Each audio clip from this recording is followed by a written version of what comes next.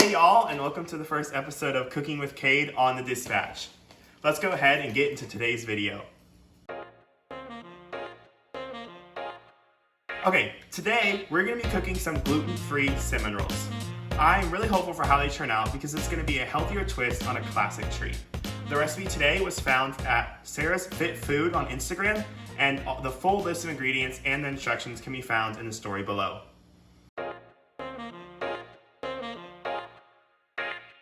Okay, so in your first step, you're going to combine 1 tablespoon of your granulated sugar, 3 teaspoons of your active yeast, and a 3/4 cup of warm water, not hot but warm, in one bowl, and you're going to let it rest for 5 minutes. While your yeast and everything is sitting for the 5 minutes, in a separate bowl, you're going to combine 1 teaspoon of your apple cider vinegar and 1/4 cup of your milk. The recipe called for non-dairy milk, but we are using dairy. Okay, once your yeast appears frothy like this, you're going to be adding a 1/2 cup of granulated sugar, but make sure you take 1 tablespoon out of the 1/2 cup because we already added a tablespoon earlier. And you're just going to put it into your yeast mix, and you're going to stir and let it sit a little bit longer. Okay, so once you have let your yeast mixture sit for 5 minutes and you have added the extra sugar, like in the last step, you're going to get your buttermilk mixture from before, and you're going to add it in. Then you're going to add 1 egg. It's best if you crack it in a different bowl. Then you're going to add 1/3 cup of your avocado oil. And you're going to add 1 teaspoon of vanilla extract.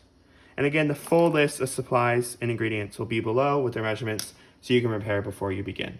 And then you're going to stir all until it is all incorporated.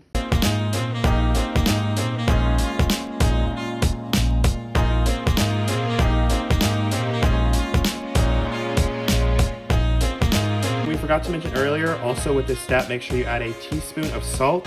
And again, this is regular salt, not sea salt. And you're again just going to mix to make sure it incorporates into your whole mixture. Okay, so now we are moving on to the flour. We recommend using a mixer for this one because it's going to be harder to hand stir the flour, but you can still do it if that is what you want to. So what you're going to do is you're going to get the mixture that we just created with the yeast and the buttermilk combinations, and you're going to put it in a mixer bowl or leave it in a handmade bowl that's bigger. And you're going to start adding your flour. So you need to set aside 2 3/4 cup of flour in a bowl.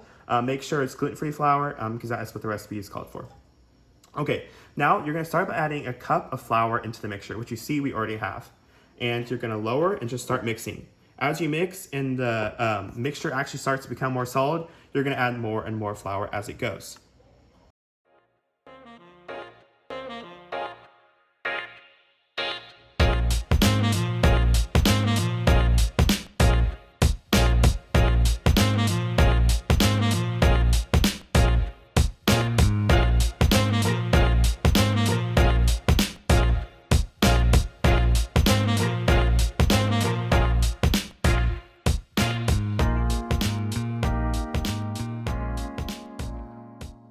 Okay, after about a few minutes of stirring, you should get to where your dough kind of looks like this.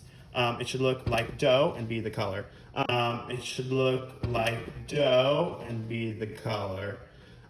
It should not be sticky enough to stick to your hands, so just kind of test the consistency and see if it's good enough to go on.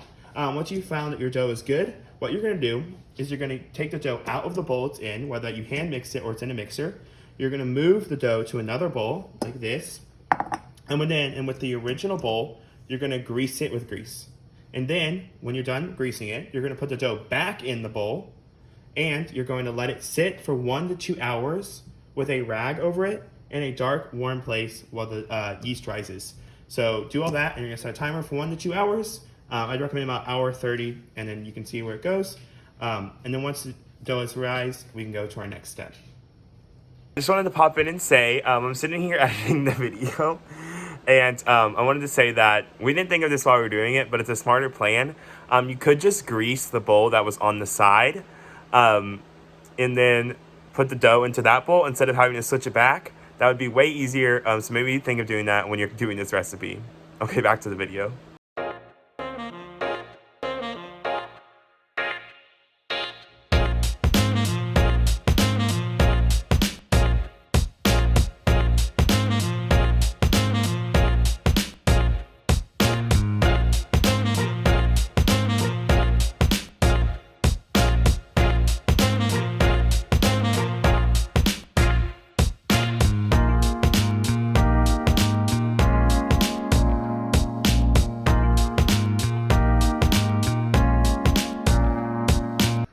Okay, so once your dough is back in the greased bowl, you're gonna get a rag, put it over the bowl like this, and you're gonna let it sit for 1 to 2 hours.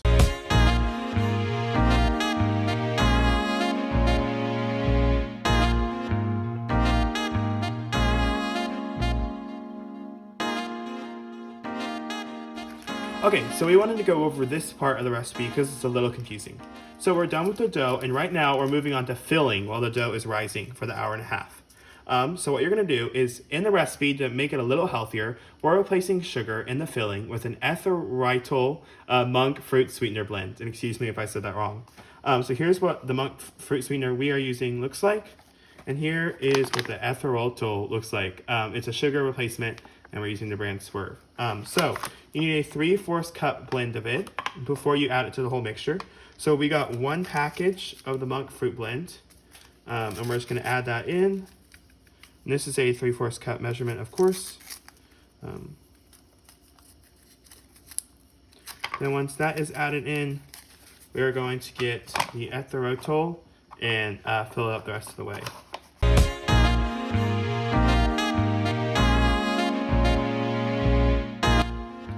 Okay, and now that that's done, we're gonna get the rest of our ingredients together.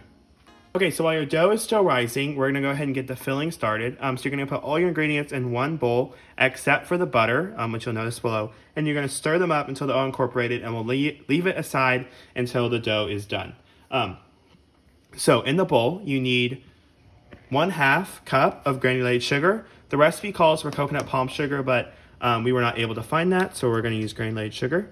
And then you need your 3/4 cup of the mix that we created earlier. You're gonna need 2.5 tablespoons of cinnamon, and you're gonna need 2 tablespoons of arrowroot starch. And again, a lot of these ingredients are specialty and may be a little hard to find right now at grocery stores. So we will have replacements and secondary options listed below. And then once everything's in, you're gonna go ahead and stir them all together until they're incorporated. Okay, I'm sitting here editing the video, and my dad and I were dying laughing because we took all that time to prepare that special sugar, and then we just ended up using regular sugar anyways. So if you only want to use the replacement sugar, make sure you include that in your recipe.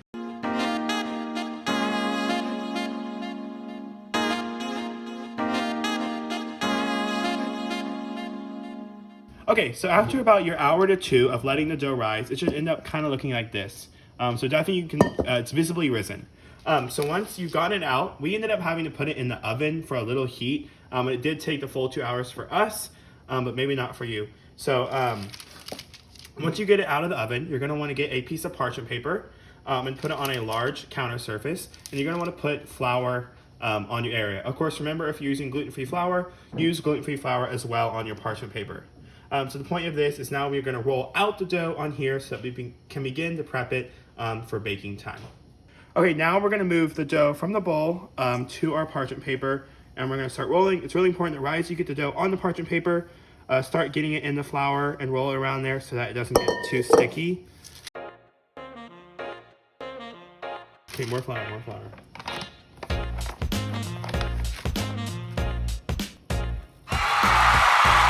Oh, wow, that just, oh my God.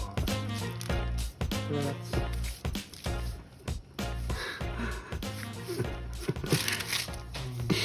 Lord have mercy. Okay, so once you get your dough all like formed with extra flour, make it as solid as it can. You're gonna want to form it in kind of a rectangle shape because we're gonna be rolling it out with a pin into a rectangle. Make sure you have extra flour on the table while you're rolling, and that you also have some flour dust on your pan while you're rolling as well. So we're gonna go ahead and roll. You wanna just do it into a rectangle, And you're gonna wanna leave it not too thick, but not too thin. And when we get exact measurements, we'll put them down below.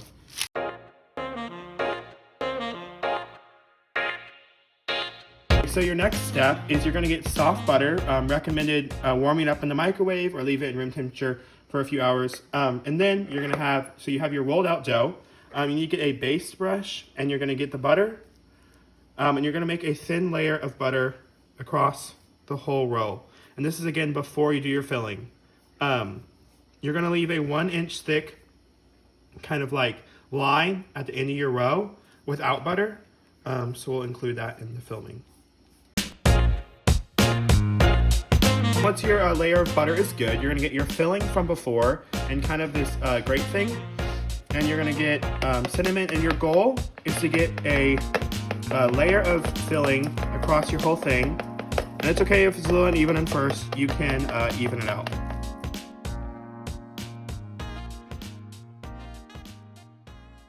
Okay, so once you have your whole layer of filling, you're gonna get your rolling pin again, or your hand, or whatever you're using, and just kind of lightly press the filling down. Okay, once you flattened out the filling, you're gonna start rolling it from the opposite side of your 1-inch strip.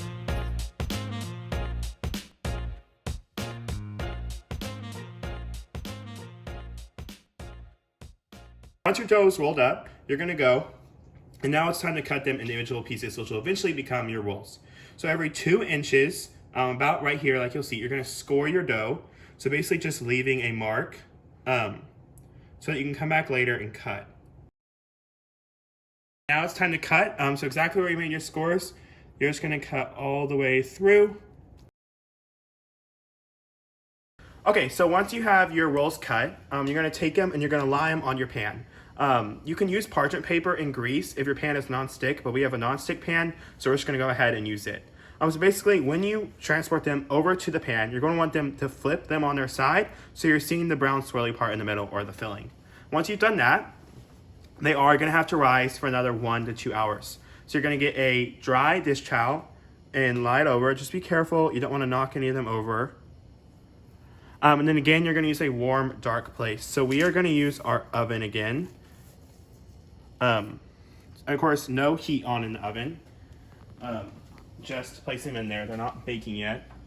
So you're gonna place them in, and then you're gonna set your kitchen timer again for 1 to 2 hours. I would set it for an hour and a half, and then see where you are at an hour. Okay, so we just got our rolls out of the oven after an hour and a half. They've rose enough, so we're gonna go ahead and put them in the oven.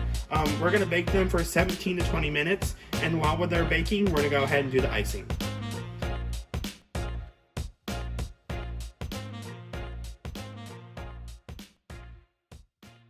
Now, as the rolls are in the oven, we're gonna start with the icing.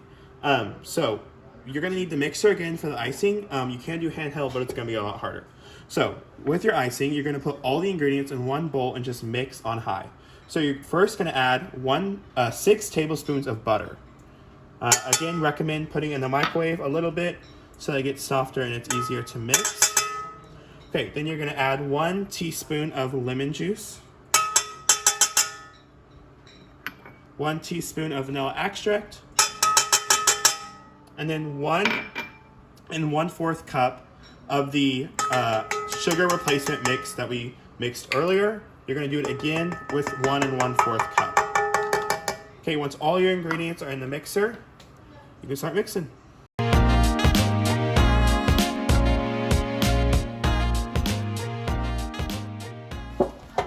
So they didn't expand like we wanted, but they smell great. So you win some, you lose some.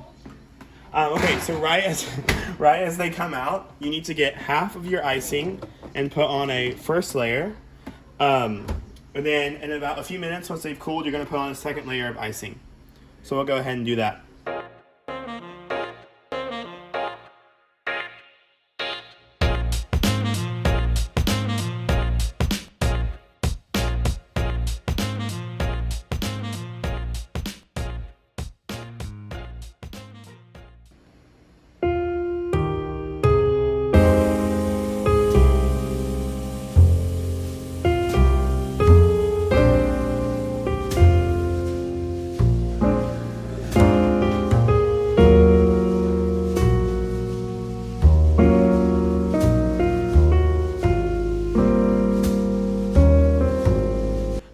get to the long-awaited taste test, I want to say thank you for watching this video. If you are watching, you are most likely on the Dispatch Online website. The Dispatch Online is a student publication for James Bowie High School, and we have a lot of coverage in our community about news such as coronavirus and other events that you need to know. Check out some of our news stories for the most up-to-date information. Or you can download the Student News Source app, look up the Dispatch from James Bowie High School, and get all your news directly to your phone. Okay, so first off, before we do the taste test, I want to say that this is a recipe you really should try. It took us a long time, as you can obviously tell. It's night now, and we started the recipe at about 2 p.m. But we're really excited to see how they taste. I hope it's good, because like I said, they are gluten-free, and it's a little bit healthier, and I love cinnamon rolls, so I really have high hopes.